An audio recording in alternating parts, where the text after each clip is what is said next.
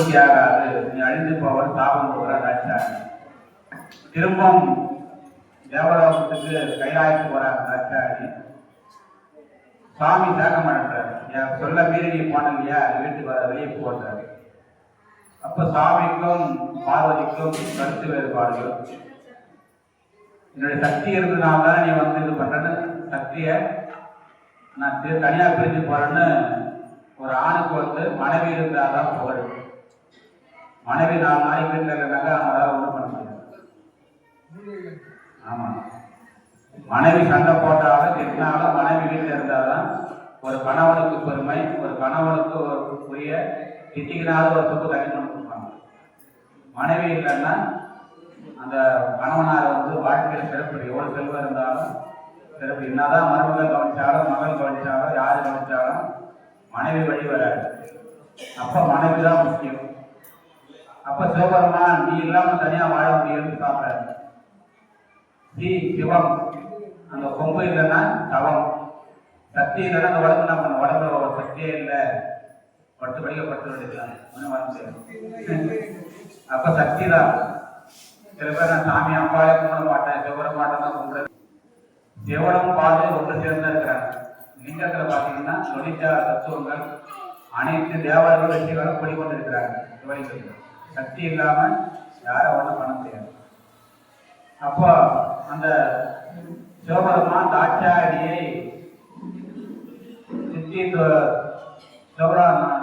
ஒருத்தருக்கு நாட்டி ஆகின்ற பொழுது சக்தி ஒரு பகவான் அப்போ சக்தி கூட உருவாகிறது. அப்ப தாட்சாயணி பார்த்தார், சுவாமி எனக்கு இந்த பிறவி வேண்டாம், அடுத்த இதுல நான் வேற ஒரு மகளா வந்து பிறந்து மீனவர் குலத்தில் இருக்கிற பர்வதராஜனுக்கு மகளா பிறந்து பார்வதி கல்யாணம். நாளைக்கு சாமிக்கு பார்வதி கல்யாணம், பார்வதியா கல்யாணம் பண்ணிக்கிறேன். அப்ப தட்சன் என்ன பண்றாரு, சிவபெருமானை அழிப்பதற்காக யானையை எழுதி விடுறாரு. மதம் பிடித்து யானையை விட்டவனே போய் அதை அழித்து ஒரு சாமின்னு எழுதி விடுறாரு. யானையை தோலை ஊற்றி போவியா போத்தினார். பாம்பு வரையெல்லாம் ஏறி விடுறாரு. இந்த தினம் பாம்பு விஷப்பாம்புகள் எல்லாம் ஏறி விட்ட உடனே எல்லா பாம்பு சிவபெருமானை நோக்கி அவரை அழிப்பதற்காக கொடிய விஷங்களோடு செல்கின்றது. விநாயகப் பெருமான் பார்த்தா ஒரு பாம்பை பிடிச்சி இடுப்புல அரஞ்சாங்கையிலாக அடிக்கிறார். எம்பெருமான் நாராயணன் பார்த்தார், வைத்தியரனை அழிக்க வந்து ஒரு பாம்பை பிடிச்சி பழைய போட்டு படுத்துட்டார். அம்பாள் பார்த்தாங்க, கையில மோதிரமாகவும் காலில கம்பளாகவும் தலையில கொடையாகவும் போட்டுனாங்க. சிவபெருமான் பார்த்தா ஒரு பாம்பை தலையில சுத்திக்கிறாரு, ஒரு பாம்பை காலில் சுத்திக்கிறாரு, ஒரு பாம்பை கழுத்துல போட்டுறாரு. அப்படி பாம்பை எல்லாம் சாமி ஒரு நாள் தூக்கி போட்டுறாரு. முருகப்பெருமான் பார்த்தாரு, ஒரு பாம்பை பிடிச்சி மயிலுக்கிற காலில வச்சுக்கிறாரு. இப்படி அனைத்து சக்தி பூனலா போடுறாரு. பைரவபெருமான் பூனலா போடுறார், சிவபெருமான் வந்து பூனலா போடுறாரு. இடுப்புல வந்து இந்த பாம்பு பிடிச்சி தண்ணி மாதிரி கட்டிக்கிறார். அப்படியே அந்த தீயமனுடைய அந்த நாகங்களை எல்லாம் அழித்ததெல்லாம் செய்யலாம். அனைவருக்கும் நாகதோஷம் உள்ளவர்களெல்லாம் நாகதோஷம் தீர்ந்து திருமணம் கைவிட வேண்டும் மற்றும் புத்திரபாக்கம் உண்டாக வேண்டும் என்று குருவாரத்துல சிவனையோட மகான வழிபாடு பண்ணீங்கன்னா அவர் அதிகம். இந்த மகான் சன்னதி பிரசித்தி பெற்றது. மகான் பார்த்தீங்கன்னாக்கா குருவாரத்துல காலையில் 6 மணிலிருந்து 7 மணிக்குள்ள குருவாரையில ஜீவவேதி வழிபாடு பண்ணீங்கன்னா எப்பேற்பட்ட தோஷமா இருந்தாலும் குரு பாலினால அனைத்து காரியங்களும் தடைப்பட்டு நீங்களும். சத்தியமா சொல்றேன், நான் இருந்து நீங்க கூட ஃபாலோ சொல்லுங்க. குருவாரத்துல தீபம் வச்சுக்கிறாங்க, எந்த கஷ்டங்கள் இருந்தாலும் குறையா இருந்தாலும் உடனே நிவர்த்தி பண்றாங்க.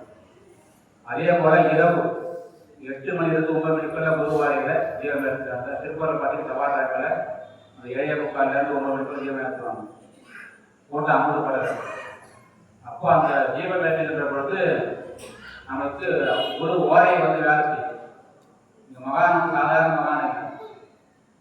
மகான் வந்து சீடரை தேடி தானா இங்கே வந்துட்டார். மகான் ஜீவ சமாதி ஆனாங்க. சாமியில வந்து சமாதி ஆகுது என்ன பண்றதுன்னு நான் கேட்டேன், சந்தேகமா கேட்டாங்க. அது ஒன்றும் இல்லை, அந்த மாதிரி பொருட்கள்லாம் வாங்கி சமாதி வைக்கலாம். செல்வம், அப்புறம் செம்மண், குங்கலியம், கற்பூரம், சாம்பிராணி, ஜவ்வாறு, பச்சை கற்பூரம், ஏலக்காய், லவங்கம், வில்வம், இது வாசனை திரவங்கள்லாம் போட்டு சாமிக்கு சமாதி போனேன். அன்றைய காலத்தில் ஒரு பேருக்கு ஆயிரத்தி நான் செய்யறேன்னு சொல்லிட்டு சாமிக்கு கூட பெரிய பெரிய கோடீஸ்வரனா இருக்கிறாங்க.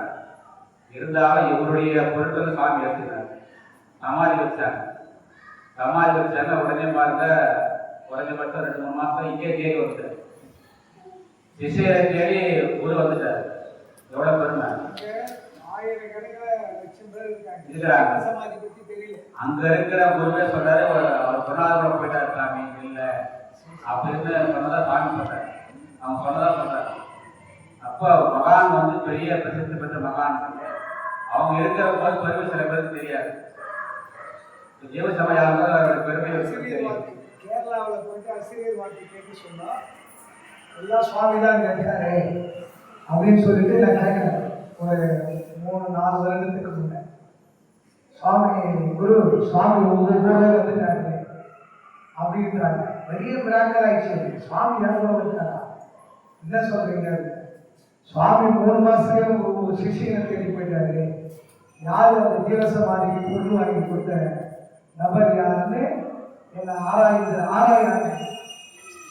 குருநாதர்ன்றது நான் வெளியில இருந்துதான் சுவாமியோட அனுகிரகம் வாங்கினேன். கிட்ட போய் சுவாமியோட பந்தாக்கத்தினாலாம் அங்க இருக்கிறவங்க சுவாமியோட நெருக்கமா போய் நாங்கள் எப்படி நெருக்கமா நிற்கிறோம் அந்த மாதிரி தான் நிற்பாங்க. இந்த எளியவன் அங்கதான் நிற்பேன். சுவாமி சொல்லுவேன், தையூர் குரு வந்துட்டாரு பண்ணு அப்படின்னு பக்கத்துல இருக்கிறவங்க சுவாமி கேட்பாங்க. அது கூட என்கிட்ட சொல்ல மாட்டாங்க.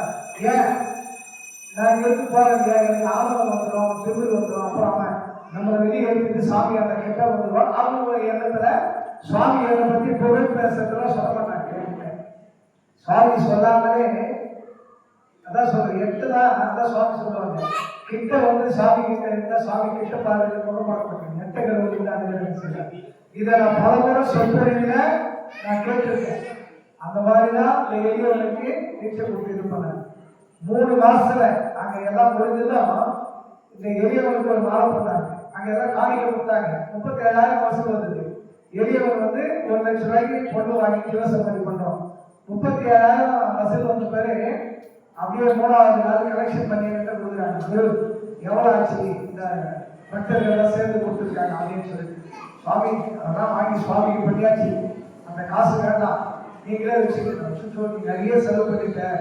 மகான் வந்து சொல்லுவார், குருநாதர் நிறைய செலவு பண்ணுறோம், அவன் கோயிலுக்கு செலவு பண்ணட்டும் அப்படின்னு சொல்லி அங்கே சொல்லுவாராம். சரி நான் கொடுத்துட்டு வந்துடுவேன், சுவாமி கிட்ட கவனத்தை போட்டு கொடுத்துட்டு வந்துடுவேன் அப்படி கொடுக்க சொல்ல சுவாமி கிட்ட நேரடியாக ஒரு வாட்டி கொடுத்தேன். நீங்க நிறைய பண்ணிட்டீங்க, நீங்க உங்க கோயிலை டெவலப் பண்ணுங்க, உங்க கோயில மதில் செலவு போடுறது பஸ் சொன்னாங்க. பஸ் சொன்னாங்க.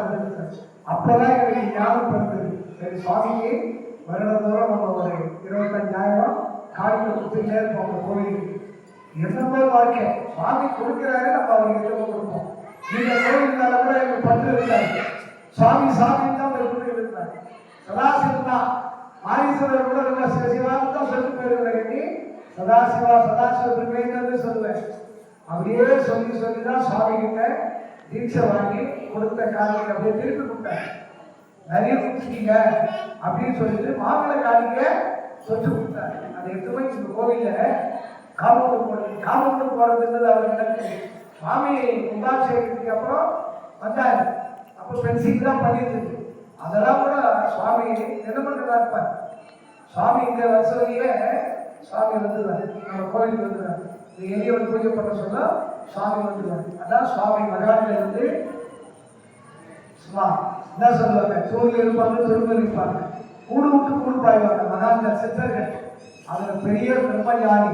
இவரை பற்றி புகழ வெளியே கொண்டாடல. ஏன் கொண்டாடுற, பிராமணர்கள் கொஞ்சம் பயப்படுவாங்க இந்த விஷயத்துல. சுவாமி எவ்வளோ செய்துவார், விழாக்கெல்லாம் விஷயம்லாம் செய்துவார். நம்மளை தூக்கி உள்ள போட்டு போறாங்க, ஜெயிலுக்கு போயிடுவோம் அப்படின்னு சொல்லிட்டு அவங்க பயந்துக்கிட்டு சுவாமியை வந்து புகழெல்லாம் அடங்கிட்டாங்க. ஆனா நீ அவனுக்கு அஞ்சு கொடுக்காத, அவன் கஷ்டப்பட்டாதான். அதான் நான் போடுறக்காக சொல்லுவேன், கஷ்டப்பட்டாதான் நிற்கும். சுவாமி நிறைய கொடுத்துருவாரு. சுவாமி நிறைய சொல்ல நீ வாங்கிட்டு ஏமாத்திட்டு போயிடுவேன். அந்த எண்ணம் கண்ணால பிறக்கும், கண்ணால எண்ணம் பிறக்கும். சுவாமி கூட கொடுத்துட்டாங்கன்னா சுவாமி மறந்துடுவேன். உன்னை சாமி பக்கத்திலேயே வச்சுக்கிட்டு தான் அனுகிரகத்தை செய்வாரு. உனக்கு என்னென்ன கொடுக்கணுமோ அதை கொடுத்துக்கிட்டே இருப்பார் சாமி. சிறுக கொடுத்துக்கிட்டே இருப்பார், நிரந்தரமா கொடுப்பார் சாமி. நம்மளாம் வந்து எடுக்கவே மாட்டான் சொல்லுவா. நிரந்தரமா கொடுத்து உன்னை உயர்த்தி ஆளாக்கி ஒரு நல்வழிப்படுத்தி பலாயிரம் மக்களுக்கு அனுபவம் செய்வார். அதுதான் மகான்கள் குருக்கள். அவங்களால சித்த புருஷர்கள் ஞானம் கண்ணில வீழ்ச்சி கொடுத்தார் சுவாமி. மீன் வண்டிதான் தண்ணியில கண் பார்வை போட்டு குட்டி போய்க்கும். சுவாமி மகான்கள்லாம் வந்து கண் பார்வையே கொடுப்பார். இங்க இருந்து கோயிலுக்கு பூஜை முடிச்சுட்டு ஓடுவேன், நடராஜர் சன்னதியில் உட்கார வச்சுதான் கொடுப்பார். அதனாலதான் நீங்க நடராஜர் தாண்டவம் ஆடிக்கிறாங்க கோவில. சுவாமிக்கு அவர் பேரு டி.கே. நடராஜன், சுவாமியோட பேரு டி.கே. நடராஜன். அவதாரத்துல தான் சத்குரு சதாசிவ வேந்தர். அந்த மாதிரி சுவாமியோட அனுகிரகம் இருந்தால்தான் எந்த ஒரு விழாவை நடத்த முடியும், எந்த ஒரு வேலையை செய்ய முடியும். அந்த பரிதமாகவும் ஜெயம் கொண்டாங்க. அதுக்குதான் கண்ணீர் விட்டு வரணும். மகாலட்சுமி வந்து கண்ணீர் விட்டு சீக்கிரம் அனுகிரகத்தை வாங்கிக்கலாம். அழுகக்கூடிய சீக்கிரம் கண்ணில் தண்ணி வர்றது பெண்களுக்கு தான். பெண்களை நல்ல மாதிரி வச்சுக்கணும். அப்பதான் வீட்டுல மகாலட்சுமி கடாட்சியம் கிடைக்கும். சுவாமி சொன்ன மாதிரி எல்லா குடும்பத்திலையும் சண்டை இருக்கும். இரவு பகல்ல சண்டை வந்துச்சுன்னா நைட்ல ஒன்னாகி சுவாமி சொல்லுவாங்க 2 நாள் 3 நாள் இருக்கலாம். மகாலட்சுமி இல்லைன்னா ஒண்ணுமே கிடையாது. அது தெரிஞ்சுக்கணும் எல்லாரும். பெண் இல்லைன்னா ஒரு குடும்பத்துக்கு அழகே கிடையாது, மங்களமே கிடையாது, மூஞ்சே கிடையாது. ஸ்ரீதேவி இருக்கணும்னா பெண்கள் வந்து நகை மாட்டிக்கணும், மூங்கல தோட வைக்கணும், மங்களமா இருக்கணும், நல்ல புடவை நல்ல துணி கட்டணும். சில பேர்லாம் வந்து பழைய துணியே துவச்சி கட்டிக்கிறாங்க. கிழிஞ்ச புடவை கட்டக்கூடாது. புடவை நல்லா சூட்டா இருக்கு, கிழிஞ்சு போயிருக்கும். கிழிஞ்ச கட்டணும். ஆண்களாக இருந்தாலும் பெண்களாக இருந்தாலும் கிழிஞ்ச துணி கட்டினாங்கன்னா தரித்திரம் உடனே அது வேற வேறு ஒரு 5000 புடவை இருக்கலாம். கீழ் போடணும். சில பேர் நெருப்பு பட்ட புடவை இருப்பாங்க. நெருப்பு பட்டு கட்டவே கூடாது. அது கட் பண்ணி தைச்சி கொடுப்பாங்க. தையல் போட்டு கட்டக்கூடாது. அதனால எல்லாம் தெரிஞ்சுக்கணும். பெண்கள் வந்து நெருப்பு பட்டது கிழிஞ்சது தையல் போட்டு கட்டினீங்கன்னா லட்சுமி வீட்டை விட்டு வெளியே போயிடலாம். மகாலட்சுமி அக்காசமே இருக்கலாம். அதனால குருநாதர் வந்து வியாழக்கிழமை ஒரு வாரத்தில் குரு பகவானை நம்ம குருநாதர் வழங்கினீங்கன்னா ஆதிசிவனை கூப்பிடுத்தாங்க. அவர் கூப்பிட்டா குரு சாமி கூப்பிட்டாங்க. சதாசிவம் சாமி வேலை அவர் வேலை கிடையாது. மகான்கள் அவங்களாம் சிவபெருமானுடைய அம்சம் தான். அதனால குருவாரத்தில் என்ன பண்ணணும்னா எந்த ஒரு இடைஞ்சல் இருந்தாலும் இடர்பாடு இருந்தாலும் பிரச்சனை இருந்தாலும் கேட்கறதெல்லாம் குரு மகான் குரு தான். கொஞ்சம் காலதாமதம் ஆகும். கேட்ட உடனே கொடுக்க மாட்டாங்க. ஒரு 2 வருஷம் ஆகும், 3 வருஷம் ஆகும், 1 வருஷம் ஆகும். சில பேருக்கு உடனே கிடைக்கும். அவங்கவுங்க செய்கிற பாவ புண்ணியத்துக்கு ஏற்பதான் பலனை கொடுப்பாங்க. கேட்ட உடனே கொடுத்தாங்கன்னா அது மரியாதை வச்சிடும். அதனால கண்ணீர் மருந்து நம்ம வேண்டணும், கேட்டதை கொடுப்பாரு.